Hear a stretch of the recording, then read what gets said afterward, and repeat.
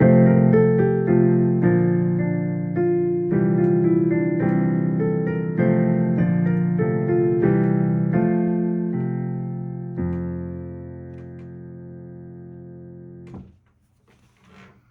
guys, how you doing tonight? This is Bear with Bear's Den Acrylic Art, and we are back with a very special painting video for you tonight. This is my contribution to the 12 Pours of Christmas collaboration, and I will be tackling 7 swans a-swimming. So why don't you meet me back at my table and we will get started, and I'll tell you what I plan on doing. Okay guys, so in the interest of time, I thought I would do a voiceover. So I will be doing a bloom swipe tonight, and the palette that I chose, I wanted to really reflect, some cool icy blues. So there's a lot of pale pearl blues with one darker thrown in for some contrast, and also complemented with an iridescent silver. So I thought this would lend itself well to kind of like an ice on the pond kind of vibe. So I'm just putting down the puddles on my 18-inch wood round, and I will be doing some swiping once all of the puddles are down, followed by some tilting.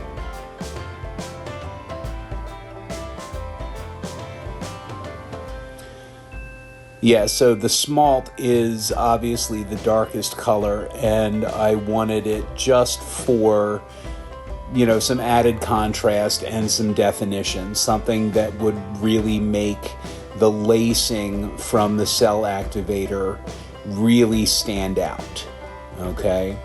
And all of those colors, I should note, were mixed, 3 parts to 1 with my pouring medium to paint, and I will be showing that off in just a minute.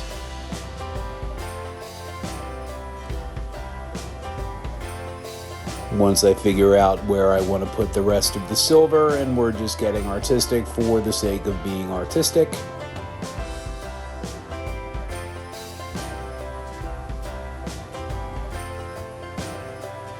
So yeah, the pouring medium is 70% US Floetrol, 30% Polymer Gloss Medium and Varnish. The cell activator is 3 parts Aussie Floetrol to 1 part Amsterdam Titanium White.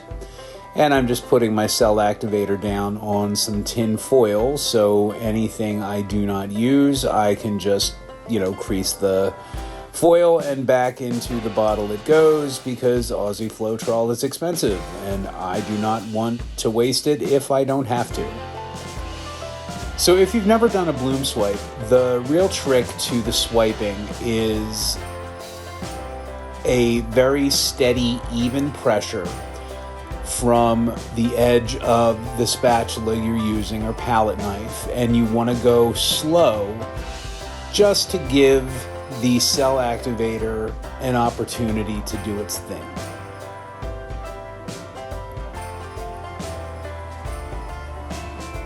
And then I'm going to go in with a smaller palette knife just to kind of break up some of the more solid blocks of color, and just to try and blend each puddle a little bit. But as it tilts and expands, it really does help not to have big solid blocks of color. At least that's what I was hoping to avoid.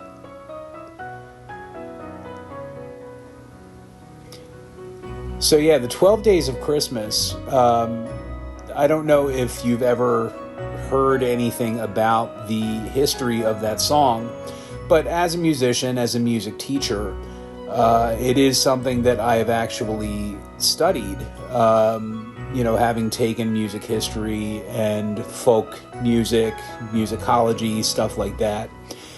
The song itself is really quite old.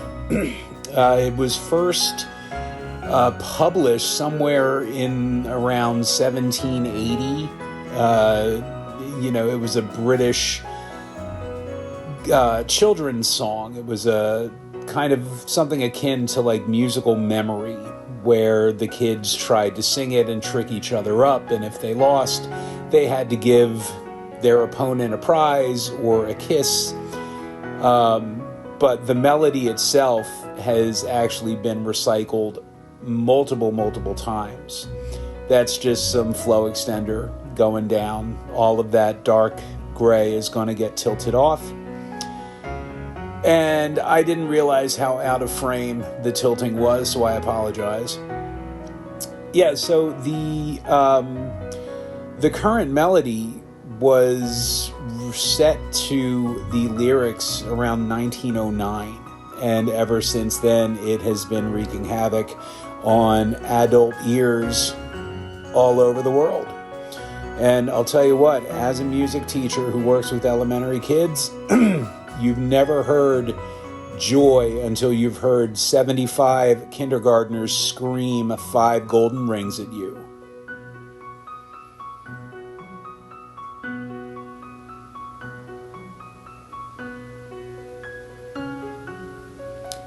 All right, so here are the wet results, and I'm just saying that what I'm happiest about is that the Sky Blue Topaz did not take over, because if you've ever worked with extreme sheen colors, you know how reactive they are and how much they can really just kind of explode. Okay, so here we have the glue gunning part. I have a line drawing placed under just a sheet of glass I got out of an unused picture frame, and that's a fine tipped glue gun which takes fine, smaller glue sticks. And this is Tanya Munt's technique, and she and other artists like Heather Mader really make this look a lot easier than it is. I am not going to be winning any glue gun competitions anytime soon, but if you've been curious to try this, just some tips. Do not touch the tip of the glue gun to the glass, otherwise you get all kinds of, wee strings that are kind of a pain to get rid of. And really, just let gravity do the work. And just take your time. But it definitely helps to have a good, solid outline. But I can't help but wonder if a regular sized glue gun might have been better, because for those thicker lines I had to do multiple passes, and you'll see at the end the overall finish was kind of uneven. But again, all things considered, it's my first time doing this technique, so I still consider it a massive win.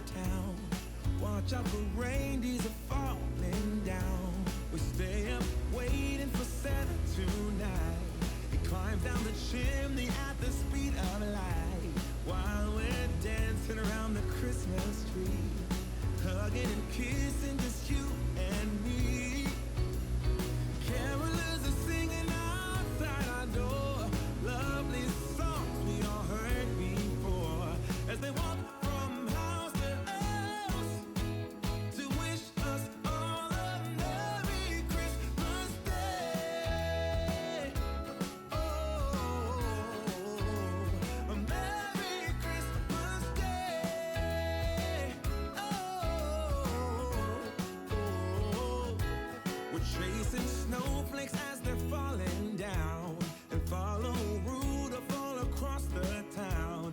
Later we meet under the mistletoe, while Santa's busy saying ho ho ho. We're feeling jolly, eating Christmas cake, and then we go skating on the frozen lake, saying hi to every friendly face, and later we warm up by the fireplace.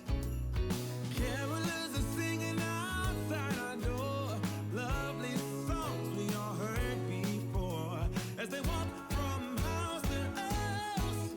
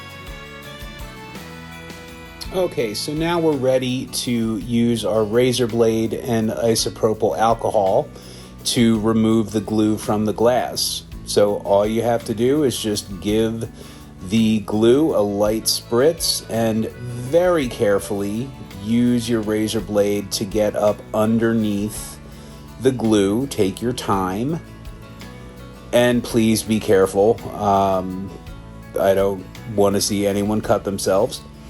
But yeah, so that's all you have to do is just take your time and be deliberate.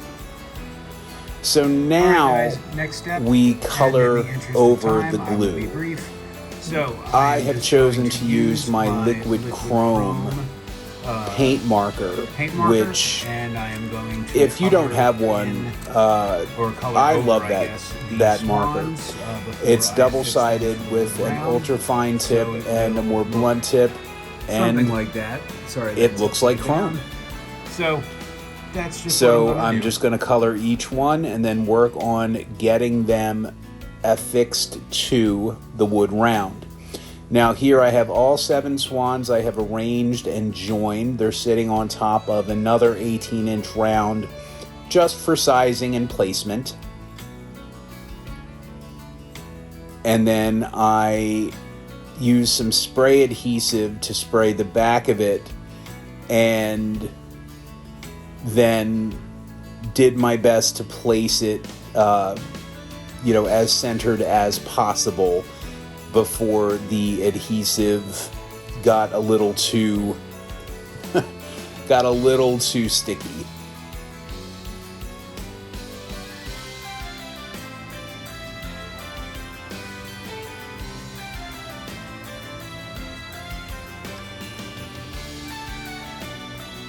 So there it is. All of the swans are chromed up. They are joined. They are glued. Now that high strength, that is no lie. That was a bit much. So I would recommend maybe something a little less industrial strength. It worked, but man, that was a pain trying to get everything unstuck and then replaced, and it was just a pain. So a less industrial strength would probably be in your best interest. But I'll tell you what, those swans ain't going anywhere.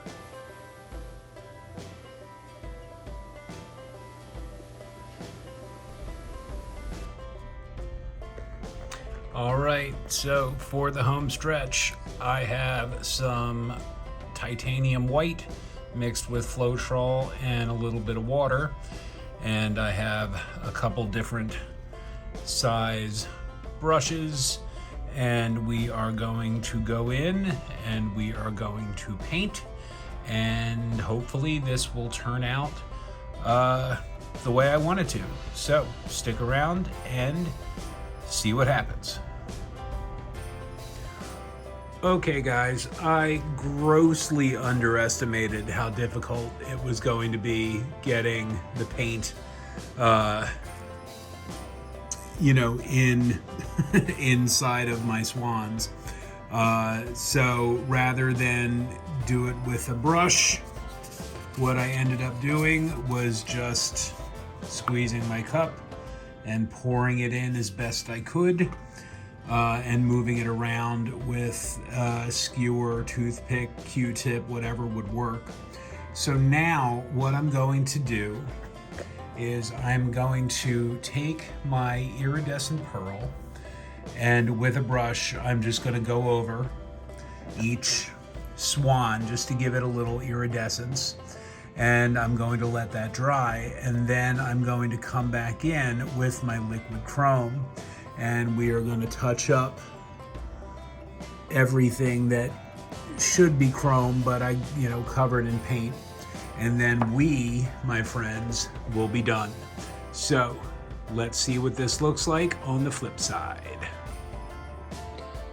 Okay friends, here is the final result. 7 swans a-swimming. And honestly, guys, I couldn't be happier with how this turned out. The bloom swipe in the background, utilized a bunch of really cool icy blues and silver, which I just think looks dynamite. And as we zoom in and kind of look at this on an angle, the swans have, a slight pearl quality because I did the iridescent pearl over the titanium white.